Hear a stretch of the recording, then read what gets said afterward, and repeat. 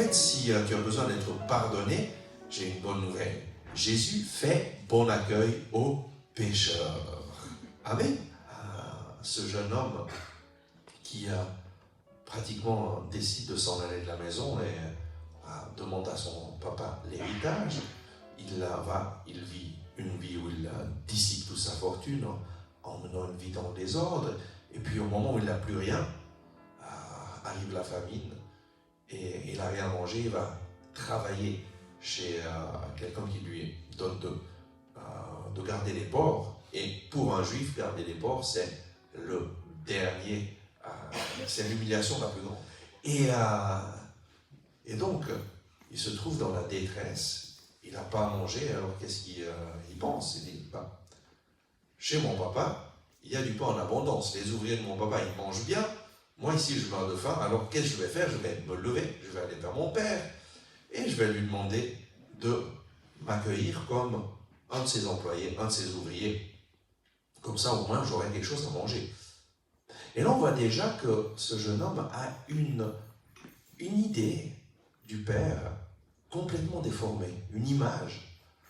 Et très souvent, dans nos vies, nous pouvons avoir une image de Dieu complètement déformée. Lui, qu'est-ce qu'il est en train de penser? Je vais payer ma nourriture. Donc, je vais payer à mon papa ma nourriture, je vais payer à papa pour que je puisse au moins avoir à manger.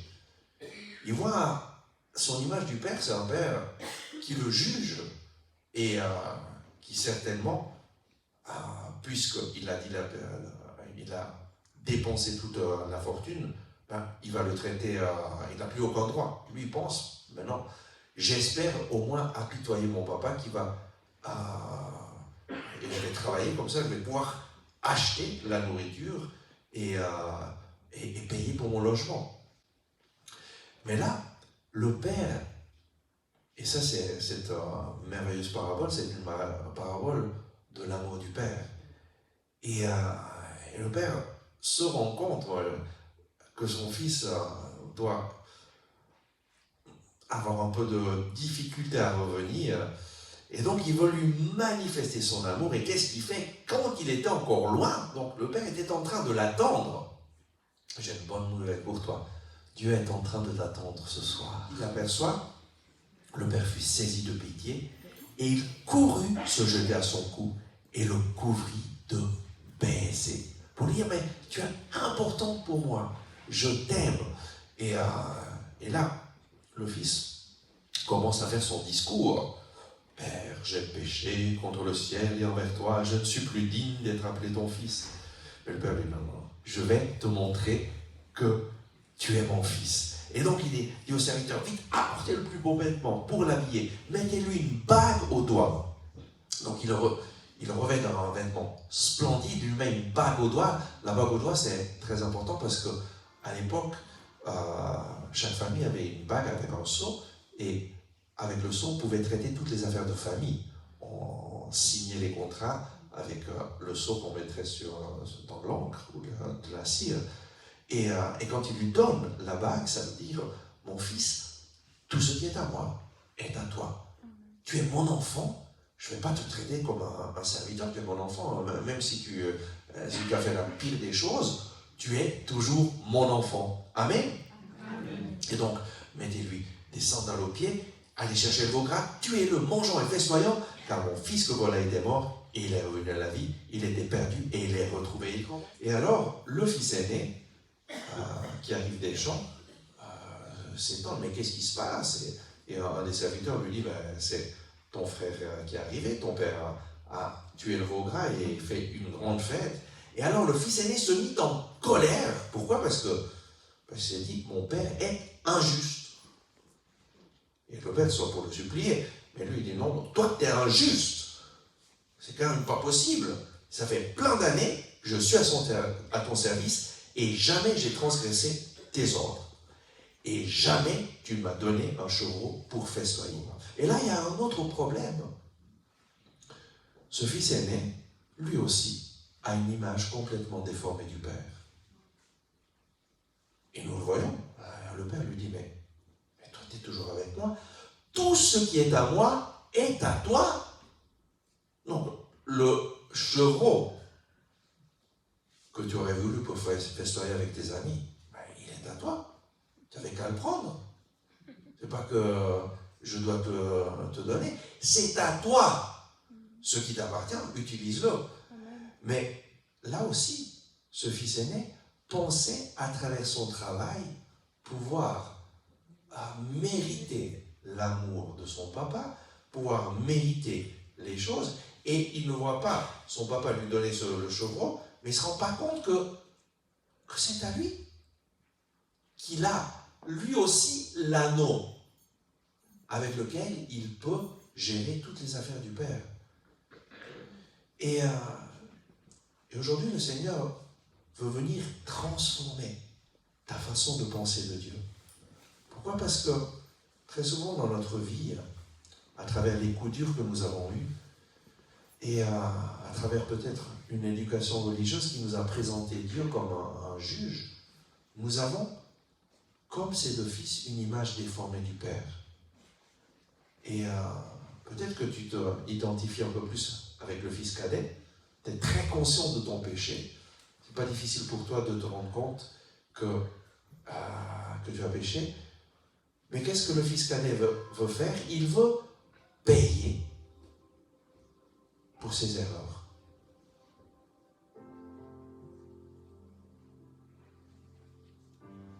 Et très souvent, dans notre vie spirituelle, on voudrait payer pour nos péchés. Tu ne peux pas payer pour tes péchés. Il y a quelqu'un qui a déjà payé pour toi. Jésus-Christ.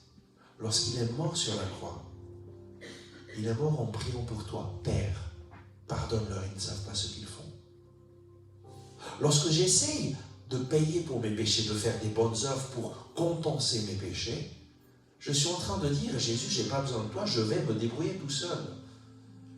Et tu es devant l'échec le plus total parce que jamais tes bonnes actions, tes bonnes œuvres vont pouvoir compenser ton péché. Pourquoi? Parce que le poids de nos péchés, le salaire de nos péchés, c'est la mort. Et personne ne peut être payé pour ça. Et peut-être que tu es plutôt comme le fils aîné. Tu es toujours dans la maison du Père, tu as toujours été à l'église, mais tu as quand même une idée, une image déformée du Père. Tu vis plus comme un serviteur qui travaille pour mériter l'amour du Père et qui n'ose pas fêter avec ses amis, qui n'ose pas prendre ce qui est dans la maison du Père pour lui.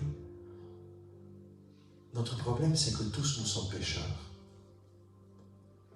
et privés de la gloire de Dieu. Mais le don de Dieu, c'est la vie éternelle en Jésus. Jésus est venu dans ce monde pour te sauver. Et lui, il a payé le prix en mourant sur la croix.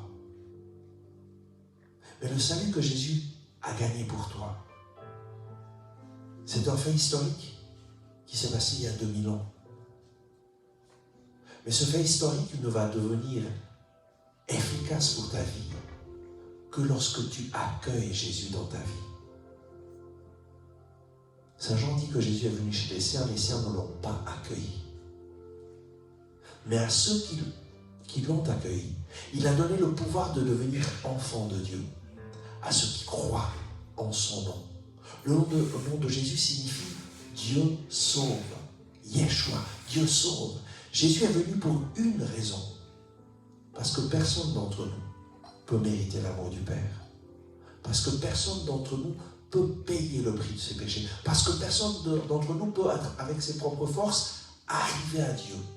Voilà pourquoi Dieu s'est fait homme. Il est arrivé à toi pour te dire, n'aie pas peur de moi, je t'aime. Je ne t'abandonne pas dans ton péché, dans ta situation. Je viens pour te sauver. Et Jésus est venu réaliser une de ces prophéties du prophète Michée que nous avons lues. Extraordinaire. Quel est Dieu comme toi pour enlever le crime? Tu te plais à manifester ta faveur. Tu nous montres ta miséricorde. Tu foules au pied tous nos crimes. Tu tu jettes au fond de la mer tous nos péchés. Voilà ce que signifie le pardon de Dieu. Lorsque tu confesses ton péché, lui qui est fidèle et juste te pardonne tous tes péchés. Ça, c'est la parole que j'ai reçue quand je suis entré. Aujourd'hui, vous avez tous reçu un billet. Et si nous confessons nos péchés, lui qui est fidèle et juste nous pardonnera tous nos péchés. Et c'est là que nous avons besoin de mettre sous nos pieds notre orgueil. Parce que, en fait, la personne humaine voudrait ne pas devoir dépendre de Dieu. Et ça, c'est notre orgueil. Confesser mon péché, c'est reconnaître, Seigneur, je ne peux pas me sauver moi-même.